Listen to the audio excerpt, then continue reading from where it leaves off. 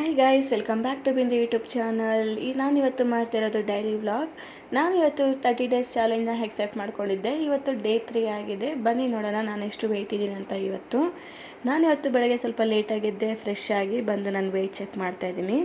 Present ನಾನಿರೋದು weight ಬಂದುಬಿಟ್ಟು 66.60 ಇದ್ದೀನಿ. ನೋಡ್ಕೊಳ್ಳಿ, 66.60. ಇದು ಡೇ 3. ಸರಿ ಅಂತ ಅದನ್ನು ಎತ್ತಿಟ್ಬಿಟ್ಟು ನಾನು ಅಡುಗೆ ಮನೆ ಕಡೆ ಬಂದೆ. ಅಡುಗೆ ಮನೆಗೆ ಬಂದು ರಾತ್ರಿ ನಾನು ಹೆಸರು ಕಾಳು ಮತ್ತು ಕಡಲೆಕಾಳನ್ನ ನೆನೆಸಿಟ್ಟಿದ್ದೆ ಸಾರು ಮಾಡೋಣ ಅಂತ. ಅದನ್ನು ನೀಟಾಗಿ ತೊಳೆದ್ಬಿಟ್ಟು ಪಕ್ಕದಲ್ಲಿ ಎತ್ತಿಕೊಂಡಿದ್ದೀನಿ. ಹಾಗೆ ನನ್ನ ಮಕ್ಕಳಿಗೆ ಹಾಲನ್ನ ಕೊಡೋಣ ಅಂತ ಅಂದ್ಬಿಟ್ಟು ಹಾಲು ಕಾಯಿಸ್ತಾಯಿದ್ದೀನಿ. ಹಾಗೆ ಟೀ ಮಾಡೋಣ ಅಂತ ಅಂದ್ಬಿಟ್ಟು ನಾನಿವತ್ತು 7-7:15 ಎದ್ದೆ. ಸ್ವಲ್ಪ ಲೇಟಾಗೇ ಎದ್ದೆ, ಸ್ವಲ್ಪ ಏನು ಲೇಟಾಗೇ ಎದ್ದೆ. ಇವತ್ತು ಭಾನುವಾರ ಅಂತ ಅಂದ್ಬಿಟ್ಟು ನಿಧಾನಕ್ಕೆ ಮಾಡ್ಕೊಳ್ಳೋಣ ಅಂತ. ಯಾವ ವಾಕಿಂಗು ಮಾಡಿಲ್ಲ, ಎಕ್ಸಸೈಸ್ ಮಾಡಿಲ್ಲ, ಏನೂ ಮಾಡಿಲ್ಲ. ಸರಿ ಅಂತ ನನಗೆ ಡಿಟಾಕ್ಸ್ ಡ್ರಿಂಕ್ ಹಿಡ್ಕೊತಾ ಇದ್ದೀನಿ. ಇವತ್ತೊಂದಿನ ಭಾನುವಾರ ಅಲ್ವಾ, ರಜೆ ಇರೋದ್ರಿಂದ ಸ್ವಲ್ಪ ಲೇಟಾಗಿ ಎದ್ದೆ. ಬೇಗ ಎದ್ದೇಳಬೇಕು ಅಂದ್ಕೊಂಡೆ, ಆದರೆ ಆಗಲಿಲ್ಲ. ಸ್ವಲ್ಪ ಲೇಟಾಗಿ ಎದ್ದೆ. ವಾರ ಲೇಟಾಗಿ ಎದ್ದೇಳಿದ್ರೆ ರೂಢಿ ಆಗಿಬಿಟ್ಟಿದೆ. ಸರಿ, ಹೇಗಿದ್ರು ಮಾಡೋ ಕೆಲಸ ಇದ್ದೇ ಇರುತ್ತೆ, ಸ್ವಲ್ಪ ನಿಧಾನಕ್ಕೆ ಮಾಡ್ಕೊಳ್ಳೋಣ ಅಂತ ನಿಧಾನಕ್ಕೆ ಎದ್ದೆ. ಸರಿ ಅಂತ ಮಕ್ಕಳಿಗೆ ಹಾಲು ರೆಡಿ ಆಯಿತು, ಹಾಲು ಕೊಟ್ಟು ಬಂದೆ. ಹಾಗೆ ಅಜ್ಜಿಗೆ ಟೀ ಪುಡಿ ಹಾಕಿ ಟೀ ಇಟ್ಟಿದ್ದೆ. ಟೀ ಕೂಡ ರೆಡಿ ಆಯಿತು. ಹಾಗೆ ಬಿಸ್ಕೆಟ್ ಪ್ಯಾಕೆಟ್ ಇತ್ತು, ಬಿಸ್ಕೆಟ್ ಪ್ಯಾಕೆಟ್ನ ಕೊಟ್ಟಿದ್ದೀನಿ. ಯಾಕಂದರೆ ನಾಷ್ಟ ಸ್ವಲ್ಪ ಲೇಟ್ ಆಗುತ್ತೆ ಇವತ್ತು. ಅವ್ರಿಗೆ ದಿನ 8 ಗಂಟೆಗೆ ತಿಂದು ಅಭ್ಯಾಸ ಆಗಿರುತ್ತಲ್ಲ ಅಂತ ಅಂದ್ಬಿಟ್ಟು ಬಿಸ್ಕೆಟ್ ಪ್ಯಾಕೆಟ್ನ ಎತ್ಕೊಂಡು ಹೋಗಿ ಕೊಟ್ಟೆ, ತಿಂತಾಯಿದ್ದಾರೆ.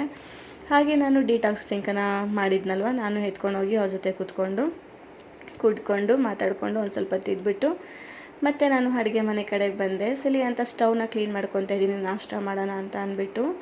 ಹಾಗೆ ಸ್ಟವ್ ಎಲ್ಲ ಕ್ಲೀನ್ ಮಾಡಿಕೊಂಡು ಸ್ವಲ್ಪ ಟೀ ಕಾಫಿ ಕುಡ್ದಿದ್ದೆ, ಹಾಲು ಕುಡ್ದಿದ್ದು ಎಲ್ಲ ಇತ್ತಲ್ವ, ಅದನ್ನೆಲ್ಲ ವಾಶ್ ಮಾಡ್ಕೊಳ್ಳೋಣ ಅಂತ ಅಂದ್ಬಿಟ್ಟು ಸ್ವಲ್ಪ ಪಾತ್ರೆ ಇತ್ತು, ಅದನ್ನು ತೊಳ್ಕೊಂಡೆ. ಗ್ಯಾಸ್ ಎಲ್ಲ ನೀಟಾಗಿ ತೊಳ್ಕೊಂಡು ಕ್ಲೀನ್ ಮಾಡಿಕೊಂಡೆ. ಹಾಗೆ ಎಲ್ಲ ಬಿಸ್ಕೆಟ್ ಎಲ್ಲ ತಿಂದು ಅಲ್ಲಲ್ಲಿ ಚೆಲ್ಲಾಡಿದ್ದಾರೆ. ಸರಿ, ಅದನ್ನು ಕಸ ಗುಡಿಸ್ಕೊಂಡ್ಬಿಡೋಣ ಅಂತ ಎಲ್ಲ ಸ್ವಲ್ಪ ಕ್ಲೀನ್ ಮಾಡ್ಕೊಂಬಿಟ್ರೆ ನಾಷ್ಟ ಮಾಡ್ಕೊಳ್ಳೋಕ್ಕೆ ನಮಗೆ ಈಸಿ ಆಗುತ್ತೆ. ಅಂದರೆ ಗಲೀಜಾಗಿದ್ದರೆ ಅದು ಇದು ಚೆನ್ನಾಗಿರಲ್ಲ ಅಂತ ಅಂದ್ಬಿಟ್ಟು ಸ್ವಲ್ಪ ಕ್ಲೀನ್ ಮಾಡಿಕೊಂಡು ನಾನು ಮಾಡ್ಕೊತಾ ಇದ್ದೀನಿ. ನನ್ನ ಚಾನಲ್ನ ಯಾರೆಲ್ಲ ನೋಡ್ತಾ ಇದ್ದೀರಾ ಪ್ಲೀಸ್ ಸಪೋರ್ಟ್ ಮಾಡಿ, ಸಬ್ಸ್ಕ್ರೈಬ್ ಮಾಡ್ಕೊಳ್ಳಿ, ಶೇರ್ ಮಾಡಿ, ಕಮೆಂಟ್ ಮಾಡಿ, ಬೆಲ್ ಬಟನ್ನ ಆನ್ ಮಾಡ್ಕೊಳ್ಳಿ. ಸರಿ ಅಂತ ಪಾತ್ರೆ ಇತ್ತು ಅಂತ ಅಂದ್ಬಿಟ್ಟು ಪಾತ್ರೆಗಳು ತೊಳಿತಾ ಇದ್ದೀನಿ. ತೊಳೆದ್ಬಿಟ್ಟು ಕಸ ಗುಡಿಸ್ಕೊಳ್ಳೋಣ ಅಂತ ಅಂದ್ಬಿಟ್ಟು ನಾನು ಹಾಲಿಗೆ ಹೋಗಿ ಒಂದು ಸ್ವಲ್ಪ ಕಸ ಗುಡಿಸ್ಕೊಂಡೆ. ನನ್ನ ಮಗಳಂತೂ ಸಿಕ್ಕಾಪಟ್ಟೆ ಕಿರ್ಚಾಡ್ತಾ ಇದ್ದಾಳೆ. ಅವಳಿಗೆ ಇವತ್ತು ಅವ್ರ ಅಕ್ಕ ರಜೆ ಇರೋದ್ರಿಂದ ಫುಲ್ ಖುಷಿಯಾಗ್ಬಿಟ್ಟವಳೆ. ನಾನು ಇವತ್ತು ಸ್ಕೂಲಿಗೆ ಹೋಗಲ್ಲ ಅಂತ ಅವರಿಬ್ಬರಿಗೂ ಖುಷಿ ಇದೆ. ಸರಿ, ಆಟ ಆಡಲಿ ಅಂತ ನಾನು ಸುಮ್ಮನೆ ಆದೆ. ಸರಿ ಅಂತ ಬಿಸ್ಕೆಟ್ ಪ್ಯಾಕೆಟನ್ನು ನೋಡಿ ಹೇಗೆಲ್ಲ ಗಲೀಜು ಮಾಡಿದ್ದಾರೆ ಅಂತ ಅಂದ್ಬಿಟ್ಟು ನಾನು ಸರಿ ಅಂತ ಕಸ ಎಲ್ಲ ಗುಡಿಸ್ಕೊಂಡು ಮತ್ತೆ ಅಡುಗೆ ಮನೆ ಕಡೆಗೆ ಹೋದೆ ನಾಷ್ಟ ಮಾಡೋಣ ಅಂತ ಅಂದ್ಬಿಟ್ಟು.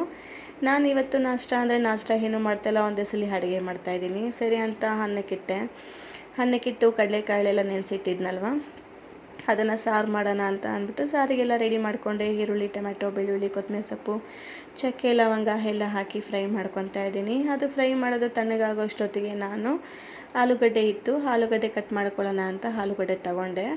ಸಣ್ಣದಾಗಿ ಆಲೂಗಡ್ಡೆ ಹಚ್ಚಿ ಅದನ್ನು ತೊಳಿತಾ ಇದ್ದೀನಿ. ನಮ್ಮನೇಲಿ ಊರಿಂದ ತಂದಿದ್ರು ಆಲೂಗಡ್ಡೆ, ಸಿಕ್ಕಾಪಟ್ಟೆ ಆಲೂಗಡ್ಡೆ ಇತ್ತು. ಈ ವಾರ ಎಲ್ಲ ಆಲೂಗಡ್ಡೆ ಸಾರು, ಆಲೂಗಡ್ಡೆ ಪಲ್ಯ, ಆಲೂಗಡ್ಡೆ ಗೊಜ್ಜು ಅಂದ್ಕೊಂಡು ಅದರಲ್ಲೇ ಕಾಲ ಕಲಿತು. ಅದಕ್ಕೆ ಎಲ್ಲ ಸಾರಿಗಳಿಗೂ ಆಲೂಗಡ್ಡೆ ಹಾಕಿ ಬೇಗ ಖಾಲಿ ಮಾಡ್ತಾಯಿದ್ದೀನಿ. ಸರಿ ಅಂತ ತಣ್ಣಗಾಗಿತ್ತು, ಮಿಕ್ಸಿಗೆ ಹಾಕ್ಕೊಳ್ಳೋಣ ಅಂತ ಜಾರಿಗೆ ಹಾಕ್ಕೊತಾ ಇದ್ದೀನಿ. ಇದರಲ್ಲಿ ನಾನು ಮಸಾಲೆ ಮಾಡೋದ್ರಿಂದ ನಾನು ಇವತ್ತು ಇದಕ್ಕೆ ಮಸಾಲೆ ಪುಡಿ ಬಂದುಬಿಟ್ಟು ಧನಿಯಾ ಪುಡಿ 2 ಸ್ಪೂನ್ ಹಾಕ್ಕೊಂಡೆ, 1 ಸ್ಪೂನ್ ಚಿಕನ್ ಮಸಾಲ ಹಾಕ್ಕೊಂಡೆ, ಸ್ವಲ್ಪ ಅರಿಶಿನ ಹಾಕ್ಕೊಂಡೆ. ಚಿಕನ್ ಮಸಾಲ ಏನಕ್ಕೆ ಹಾಕ್ಕೊಂಡೆ ಅಂದರೆ ಸ್ವಲ್ಪ ಫ್ಲೇವರ್ ಇರುತ್ತೆ, ಚೆನ್ನಾಗಿರುತ್ತೆ ತಿನ್ನೋಕ್ಕೆ ಅಂತ ಅಂದ್ಬಿಟ್ಟು ನಾನು ಆ ಮಸಾಲೆ ಪೌಡ್ರನ್ನ ಒಂದು ಸ್ವಲ್ಪ ಹಾಕ್ಕೊಂಡೆ. ಯಾರಾದರೂ ಹಾಕಲ್ಲ ಅಂದರೆ ಒಂದ್ಸಲಿ ಹಾಕಿ ನೋಡಿ ಮಾಡಿ, ಅದು ಟೇಸ್ಟ್ ನಿಮಗೆ ಗೊತ್ತಾಗುತ್ತೆ. ಪದೇ ಹಾಗೆ ಮಾಡ್ತೀರಾ. ನಾನು ಎಲ್ಲ ಸಾರಿಗೂ ಹಾಕಲ್ಲ, ಈ ಕಡಲೆಕಾಳು ಈ ಥರ ಮಸಾಲೆ ಇರ್ತೀನಲ್ಲ ಅಂಥದಕ್ಕೆ ಮಾತ್ರ ಒಂದು ಸ್ವಲ್ಪ ಹಾಕ್ಕೊತೀನಿ. ಸರಿ ಅಂತ ಹಾಕಿ ಗ್ರೈಂಡ್ ಮಾಡ್ಕೊಂಡು ಬಂದೆ. ಗ್ರೈಂಡ್ ಮಾಡಿ ಇಟ್ಟಿದ್ದೀನಿ. ನಾನು ಇವಾಗ ಸರಿ ಒಗ್ಗರಣೆ ಹಾಕ್ಕೊಳ್ಳೋಣ ಅಂತ ಕುಕ್ಕರ್ ತೆಗೆದು ಇಟ್ಟಿದ್ದೀನಿ. ಒಗ್ಗರಣೆ ಹಾಕ್ಕೊಂಡು ಪಕ್ಕದಲ್ಲಿ ಹಾಗೆ ಅಜ್ಜಿಗೆ ಮುದ್ದೆ ಮಾಡಬೇಕಲ್ಲ ಅಂದ್ಬಿಟ್ಟು ಮುದ್ದೆ ಮಾಡೋಕ್ಕೆ ಇಟ್ಟಿದ್ದೀನಿ. ಒಂದು ಕಡೆ ಮುದ್ದೆಗೆ, ಒಂದು ಕಡೆ ಒಗ್ಗರಣೆಗೆ ಹಾಕಿ ಇಟ್ಬಿಟ್ಟೆ. ಹಾಗೆ ನಮ್ಮ ಮನೆಯವ್ರು ಬಂದರು, ಟೀ ಬೇಕು ಅಂದರು, ಟೀ ಮಾಡಿ ಕೊಟ್ಟೆ, ಅವರಿಗೆ ಕುಡಿದ್ರು. ಸರಿ, ನಾಷ್ಟ ಏನು ಬೇಕು ಅಂತ ಕೇಳಿದ್ರೆ ಅವರು ಮುದ್ದೆ ಏನು ಮಾಡಿದ್ಯಾ ಅಂತ ಕೇಳಿದ್ರು. ಮುದ್ದೆ ಸಾರು ಅನ್ನೋದಕ್ಕೆ ನನಗೆ ಬೆಳಗ್ಗೆ ಮುದ್ದೆ ತಿನ್ನೋಕ್ಕಾಗಲ್ಲ, ಚಪಾತಿ ಬೇಕು ಅಂತ ಅಂದರು. ಸರಿ ಆಯಿತು ಅಂದ್ಬಿಟ್ಟು ಅದು ಜಾರೆಲ್ಲ ಇತ್ತಲ್ವ, ಅದೆಲ್ಲ ತೊಳ್ಕೊಳ್ಳೋಣ ಅಂತ ಅಂದ್ಬಿಟ್ಟು ವಾಶ್ ಮಾಡಿ ಅಲ್ಲೇ ಇಟ್ಬಿಟ್ಟೆ. ಸರಿ, ಚಪಾತಿಗೆ ರೆಡಿ ಮಾಡೋಣ ಅಂತ ಚಪಾತಿಗೆ ಬಂದೆ. ಹಸಿಟ್ಟಿಕ್ಸೋಣ ಅಂತ ಅಂದ್ಬಿಟ್ಟು ಹಸಿಟ್ಟಿಕ್ಸ್ಕೊತಾ ಇದ್ದೀನಿ.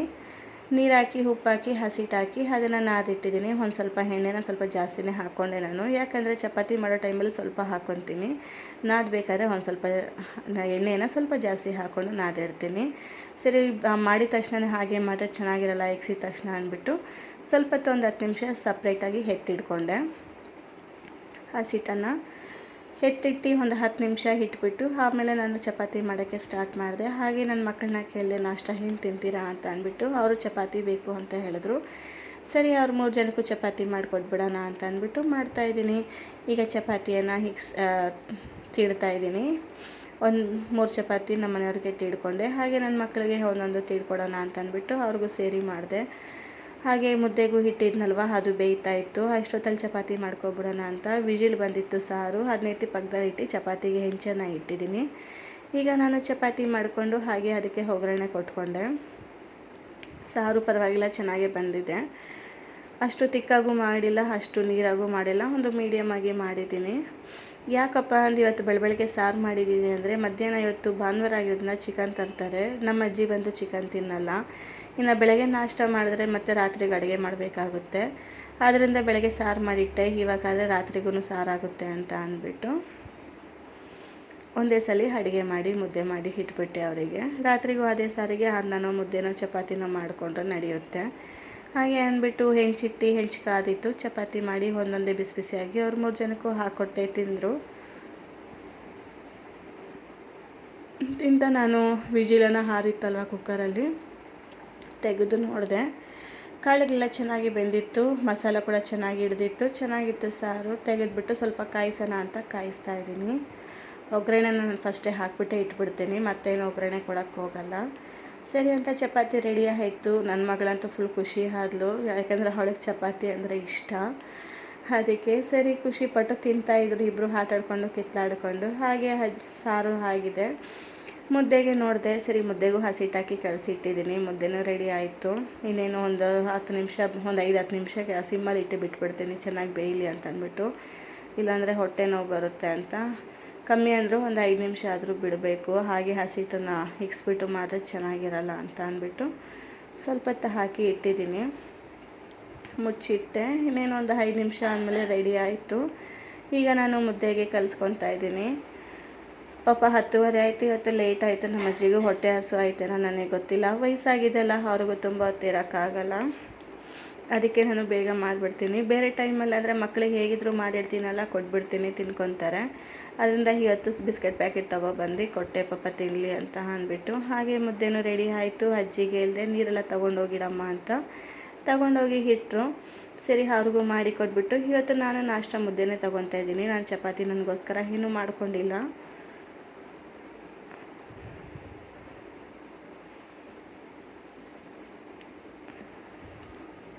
ಬರೀ ರಾಗಿ ಹಿಟ್ಟಲ್ಲಿ ಮಾಡ್ಬೋದು. ನಾನು ಸ್ವಲ್ಪ ಅನ್ನ ಹಾಕಿ ಮಾಡ್ತೀನಿ. ಬರೀ ರಾಗಿ ಹಿಟ್ಟು ನನಗೆ ಅಭ್ಯಾಸ ಇಲ್ಲ ತಿಂದು, ಅದರಿಂದ ಸ್ವಲ್ಪ ಅನ್ನ ಹಾಕಿ ಮಾಡೋದು.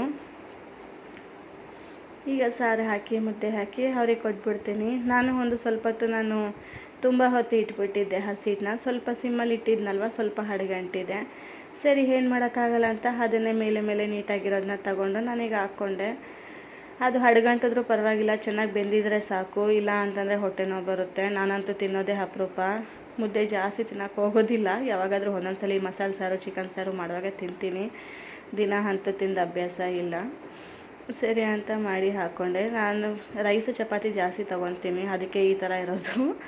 ಮುದ್ದೆನ ಕಮ್ಮಿ ತೊಗೊತೀನಿ. ಇನ್ಮೇಲೆ ಮುದ್ದೆ ನಾನು ತಿನ್ನೋಕೆ ನೋಡಬೇಕು. ನೋಡಿ, ನಾನು ತಿಂದ್ಬಿಟ್ಟು ನಂದು ಬ್ರೇಕ್ಫಾಸ್ಟ್ ಆಯಿತು. ಬಂದು ಕ್ಲೀನ್ ಮಾಡೋಣ ಅಂತ ರೂಮಿಗೆ ಬಂದೆ. ಸ್ವಲ್ಪ ಡೀಪ್ ಕ್ಲೀನಿಂಗ್ ಮಾಡ್ಕೊಳ್ಳೋಣ ಅಂತ ಮಾಡ್ಕೊತಾ ಇದ್ದೀನಿ. ಇವತ್ತು ಭಾನುವಾರ ಅಲ್ಲ, ಭಾನುವಾರ ಅಂದರೆ ಎಲ್ಲರಿಗೂ ರಜೆ ದಿನ.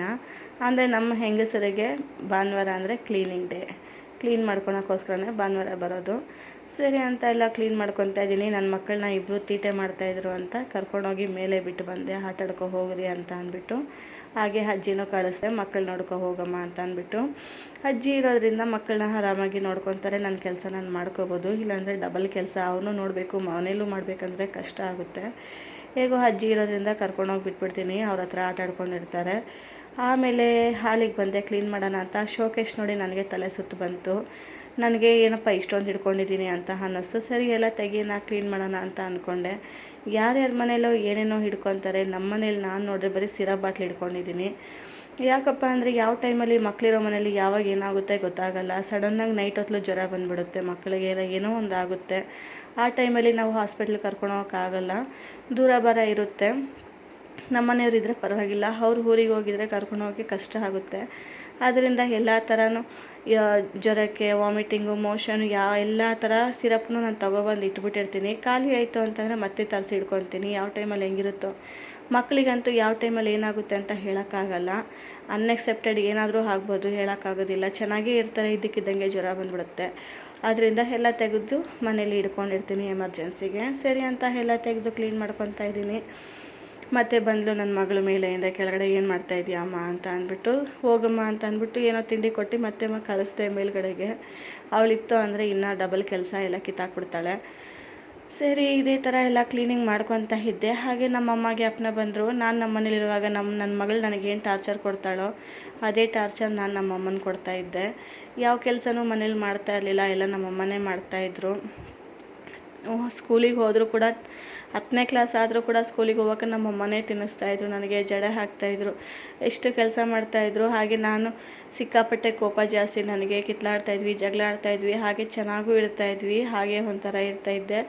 ಆದರೆ ನನಗೆ ಇವಾಗ ಅನ್ನಿಸ್ತಾ ಇದೆ, ನಾನೊಂದು ಮಗುಗೆ ತಾಯಿ ಆದಮೇಲೆ ತಾಯಿ ಅಂದರೆ ಏನು, ತಾಯಿಗಿರೋ ಬೆಲೆ ಅನ್ನೋದೇನು ಅನ್ನೋದು ನನಗೆ ಇವಾಗ ಗೊತ್ತಾಗ್ತಾ ಇದೆ. ತಾಯಿ ಇರುವಾಗ ಅಂದರೆ ನಾವು ಚಿಕ್ಕವರಿರುವಾಗ ನಮಗೇನೂ ಗೊತ್ತಾಗೋದಿಲ್ಲ, ಅದರ ಅನುಭವ ಏನು ಹೇಗೆ ಅಂತ ಅಂದ್ಬಿಟ್ಟು ನಾವು ಮಕ್ಕಳನ್ನ ಬೈತಾ ಇರ್ತೀವಿ, ಏನು ಕಾಟ ಕೊಡ್ತಾರೆ ಅಂತ. ಅದಕ್ಕಿಂತ ಡಬಲಾಗಿ ನಾವು ನಮ್ಮ ತಾಯಿ ತಂದೆಗೆ ನಾವು ಕಾಟ ಕೊಟ್ಟಿರ್ತೀವಿ. ನಾವು ಚಿಕ್ಕ ವಯಸ್ಸಲ್ಲೂ ಹಾಗೇ ಇರ್ತೀವಿ. ನಾನು ಹಾಗೇ ಇದ್ದೆ, ಹೇಳೋ ಮಾತು ಕೇಳ್ತಾ ಇರಲಿಲ್ಲ, ಏನೂ ಇಲ್ಲ, ಒಂದು ಕೆಲಸ ಮಾಡ್ತಾ ಇರಲಿಲ್ಲ, ಯಾವುದೂ ಇಲ್ಲ. ಬಟ್ ಈಗ ನಾನು 2 ಮಕ್ಳಿಗೆ ತಾಯಿ ಆದಮೇಲೆ ನನಗಿವಾಗ ಅನುಭವ ಅನ್ನೋದು ಗೊತ್ತಾಗ್ತಾ ಇದೆ ಚೆನ್ನಾಗಿ. ಎಲ್ಲರೂ ಅಷ್ಟೇ ಗೈಸ್, ಇರುವಾಗ ಚೆನ್ನಾಗಿರಬೇಕು. ಇವತ್ತು ಇರ್ತೀವಿ, ನಾಳೆ ಹೋಗ್ತೀವಿ. ನಮ್ಮಮ್ಮ ಅಂತೂ ಅನ್ಎಕ್ಸೆಪ್ಟೆಡು.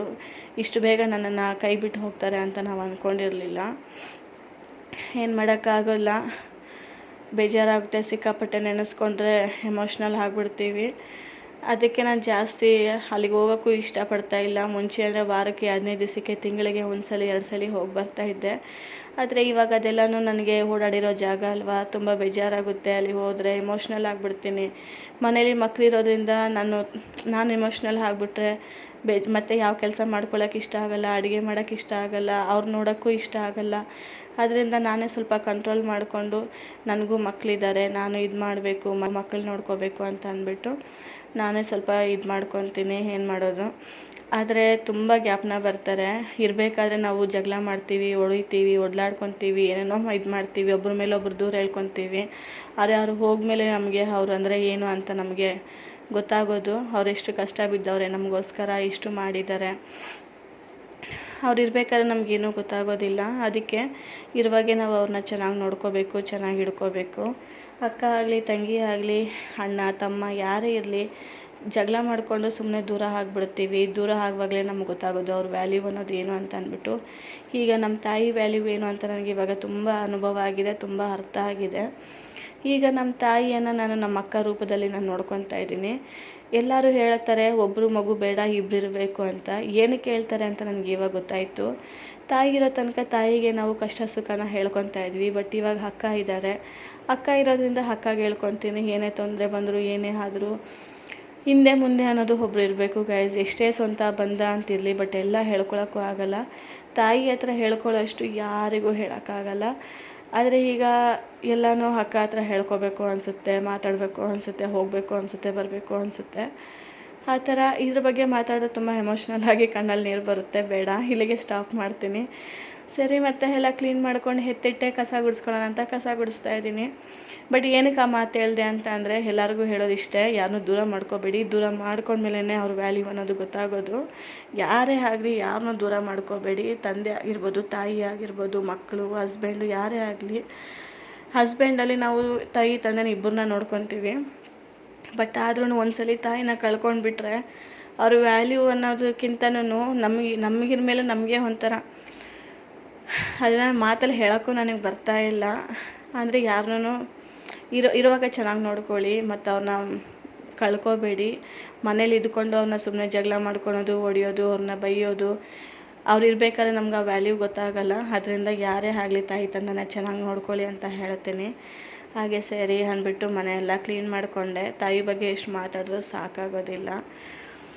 ಸರಿ, ಎಲ್ಲ ಕ್ಲೀನ್ ಮಾಡಿಕೊಂಡು ಸ್ವಲ್ಪ ಎಲ್ಲೆಲ್ಲಿ ಗಲೀಜಿತ್ತು ಅಲ್ಲೆಲ್ಲ ಸೋಪ್ ಹಾಕಿ ಸರ್ಪ್ ಹಾಕಿ ನೀಟಾಗಿ ವಾಶ್ ಮಾಡ್ಕೊತಾ ಹೋದೆ.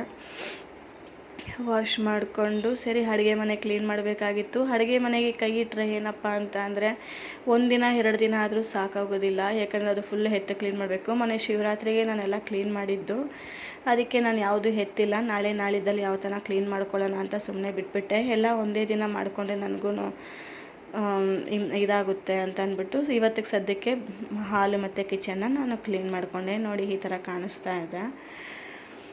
ಸರಿ ಎಲ್ಲ ಕ್ಲೀನ್ ಮಾಡಿಕೊಂಡು ನಾಳೆ ನಾಳಿದ್ದಲ್ಲಿ ನೋಡೋಣ. ಅಡುಗೆ ಮನೆ ಆದರೆ ಮಾಡ್ಕೊತೀನಿ, ಇಲ್ಲ ಅಂತಂದರೆ ಸ್ವಲ್ಪ ಟೈಮ್ ಕೊಟ್ಟು ಆಮೇಲೆ ಮಾಡ್ಕೊತೀನಿ. ಯಾಕಂದರೆ ಮನೆ ಶಿವರಾತ್ರಿಗೆ ಮಾಡಿದ್ದು, ಅದರಿಂದ ಸ್ವಲ್ಪ ನಾಳೆ ನಾಳಿದ್ದಲ್ಲಿ ನೋಡೋಣ ಆದರೆ ಮಾಡ್ಕೊತೀನಿ. ಯಾಕಂದರೆ ಅಡುಗೆ ಮನೆಗೆ ಹೋಯ್ತು ಅಂದರೆ 2 ದಿನ ಆದರೂ ಬೇಕೇ ಬೇಕು. ಎಲ್ಲ ಎತ್ತಿ ಗುಡಿಸಿ ಒರೆಸಿ ತೊಳೆದು ಮಾಡೋಷ್ಟೊತ್ತಿಗೆ ಸಾಕಾಗುತ್ತೆ. ಮಧ್ಯಾಹ್ನ ಆಯಿತು, ನಮ್ಮ ಮನೆಯವ್ರು ಬಂದರು, ಚಿಕನ್ ತಗೊಬಂದು ಕೊಟ್ಟರು. ಮಧ್ಯಾಹ್ನ ಆಗಿಲ್ಲ, 11:30 ಆಗಿತ್ತು. 11:45 ಆಗಿರ್ಬೋದೇನೋ ಅಷ್ಟೊತ್ತಲ್ಲಿ ಚಿಕನ್ ತೊಗೊಬಂದು ಕೊಟ್ಟರು, ಮಾಡೋಣ ಅಂತ ಅಂದ್ಬಿಟ್ಟು ಮಾಡ್ತಾಯಿದ್ದೀನಿ. ಈ ಚಿಕನ್ ತೊಗೊಬಂದರೆ ಇನ್ನೂ ತಲೆನೋವು ಗೈಸ್. ಯಾಕಂದರೆ ನಾರ್ಮಲ್ ಚಿಕನಲ್ಲಿ ಸಾರು 10 ನಿಮಿಷ 20 ನಿಮಿಷದಲ್ಲಿ ಆಗೋಗುತ್ತೆ. ಆದರೆ ಈ ಸಾರು ಮಾಡೋಷ್ಟೊತ್ತಿಗೆ ಮಟನ್ ಥರ ಇರುತ್ತೆ. ಇದನ್ನು 10ರಿಂದ 12 ವಿಜಿಲ್ ಇಟ್ಟಿದ್ರೂ ಇದು ಬೇಯೋದಿಲ್ಲ. ತಿನ್ನೋಕ್ಕೇನೋ ಚೆನ್ನಾಗಿರುತ್ತೆ, ಬಟ್ ಮಾಡೋಕ್ಕೆ ಸ್ವಲ್ಪ ಕಷ್ಟ, ಸ್ವಲ್ಪ ಟೈಮ್ ತಗೊತದೆ. ಸರಿ ಅಂತ ನೀರು ಹಾಕಿ ನೀಟಾಗಿ ಒಂದು 3-4 ಸಲ ತೊಳೆದ್ಬಿಟ್ಟು ಎಷ್ಟು ಸಲ ತೊಳೆದ್ರೂ ಒಂಥರ ಕೌಸು ವಾಸನೆ ಬರುತ್ತೆ. ಇದು ಸಿಕ್ಕಾಪಟ್ಟೆ ಒಂದು 4-5 ಸಲ ಯಾರು ತೊಳಿಬೇಕು. ಯಾಕಂದರೆ ಕೊಬ್ಬಿನಂಶ ಎಣ್ಣೆ ಜಾಸ್ತಿ ಬಿಡುತ್ತೆ. ಈ ಸಾರು ಮಾಡುವಾಗ ಎಣ್ಣೆನೂ ಅಷ್ಟೇ ತುಂಬ ಕಡಿಮೆ ಯೂಸ್ ಮಾಡ್ಕೊಳ್ಳಿ, ಇಲ್ಲಾಂದರೆ ಸಾರೆಲ್ಲ ಬರೀ ಎಣ್ಣೆನೇ ಇರುತ್ತೆ. ಹಾಗಂದ್ಬಿಟ್ಟು ಇದನ್ನು ವಿಜಿಲ್ಗೆ ಇಟ್ಬಿಟ್ಟು ಸಾರಿಗೆ ಏನು ಬೇಕು ಮಸಾಲೆ ಎಲ್ಲ ರುಬ್ಕೊಂಡೆ. ಇದನ್ನು ಈ ಸಾರು ಹೇಗೆ ಮಾಡೋದು ಅಂತ ಬೇಕು ಅಂದರೆ ನಾನು ಇನ್ನೊಂದರಲ್ಲಿ ಪೋಸ್ಟ್ ಮಾಡಿದ್ದೀನಿ ವಿಡಿಯೋ, ಹೋಗಿ ಒಂದ್ಸಲ ಚೆಕ್ ಮಾಡ್ಕೊಳ್ಳಿ.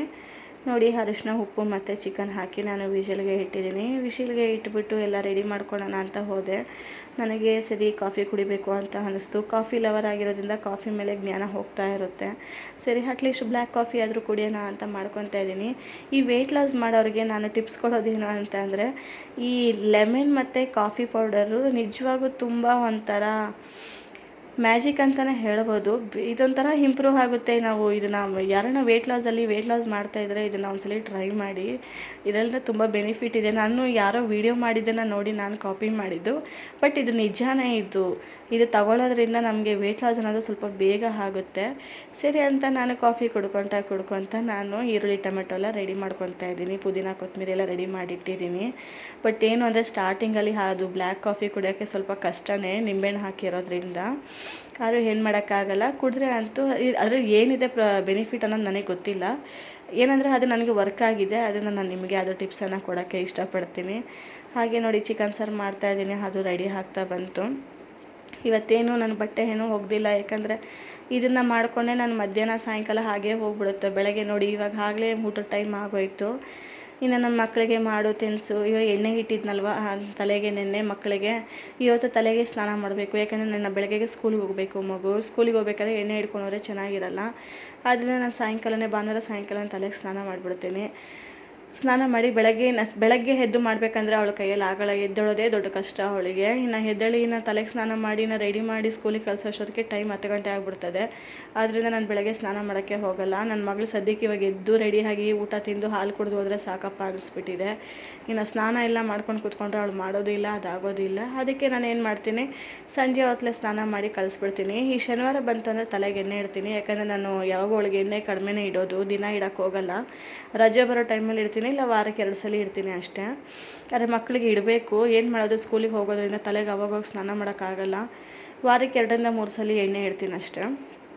ಶನಿವಾರ ಅಂತೂ ಇಟ್ಬಿಟ್ಟು ಭಾನುವಾರ ಬಿಟ್ಬಿಡ್ತೀನಿ. ಭಾನುವಾರ ಸಾಯಂಕಾಲ ತನಕ ಹಾಗೆ ಬಿಟ್ಬಿಟ್ಟು ಭಾನುವಾರ ಸಾಯಂಕಾಲ ಮೇಲೆ ನಾನು ಅವಳಿಗೆ ತಲೆಗೆ ಸ್ನಾನ ಮಾಡ್ತೀನಿ. ಈ ಚಿಕನ್ ರೆಸಿಪಿ ನೋಡೋಕೆ ಹೆಂಗೆ ಕಾಣಿಸ್ತಾಯಿದೆ ವೀಡಿಯೋಲಿ ಗೊತ್ತಿಲ್ಲ, ಬಟ್ ಟೇಸ್ಟ್ ಅಂತೂ ಮಸ್ತಾಗಿರುತ್ತೆ. ಯಾರನ್ನ ಟ್ರೈ ಮಾಡೋಂಗಿದ್ರೆ ಆರಾಮಾಗಿ ಮಾಡಿ ಟ್ರೈ ಮಾಡ್ಬೋದು.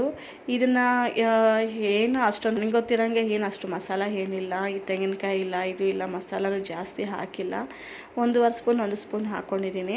ನಾನು ಕಡಿಮೆ ಚಿಕನ್ ತೊಗೊಳೋದ್ರಿಂದ ಸ್ವಲ್ಪ ಕಡಿಮೆ ಹಾಕ್ಕೊಂಡು ಮಾಡಿದ್ದೀನಿ. ಸ್ವಲ್ಪ ಯಾರಾದರೂ 1-1.5 kg 2 kg ಚಿಕನ್ ತಂದು ಮಾಡೋರಾಗಿದ್ದರೆ ಎಲ್ಲ ಸ್ವಲ್ಪ ಜಾಸ್ತಿ ಹಾಕ್ಕೊಂಡು ಮಾಡ್ಕೊಳ್ಳಿ. ನಾನು ಹೊತ್ತಿಗೆ ಮಾಡ್ಕೊಂಡಿದ್ದು. ಯಾಕಂದರೆ ಇವತ್ತು ಭಾನುವಾರ ಅಲ್ವಾ, ನಾಳೆ ಸೋಮವಾರ ನಮ್ಮ ಮನೇಲಿ ಯಾರೂ ತಿನ್ನಲ್ಲ.